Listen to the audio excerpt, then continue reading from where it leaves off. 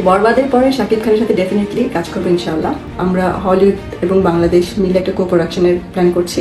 ও মাই god, এবার superstar Shakib Khan পা রাখতে যাচ্ছেন হলিউডে। কি বিশ্বাস হচ্ছে না? বিশ্বাস না হবারই কথা, কারণ শাকিব খান এর আগে কলকাতার অসংখ্য সিনেমায় কাজ করলেও এখন পর্যন্ত বলিউডের কোনো সিনেমায় অভিনয় করেনি।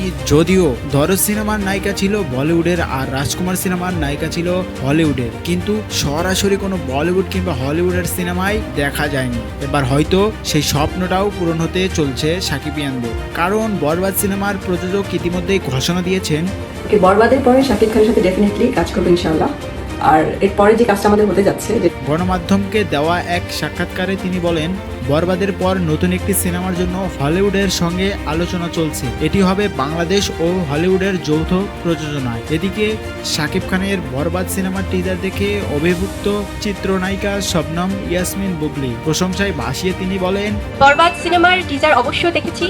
নামটাতেই বোঝা যায় যে কি ধরনের মারমার কাটকাট ব্যাপার আছে, এবং আমরা টিজার দেখে আমার ব্যক্তিগতভাবে ভীষণ ভালো লেগেছে। প্রিয় দর্শক, আপনি যদি শাকিব খানের বড় ফ্যান হয়ে থাকেন তাহলে অবশ্যই চ্যানেলটি সাবস্ক্রাইব করে পাশে থাকবেন। ধন্যবাদ।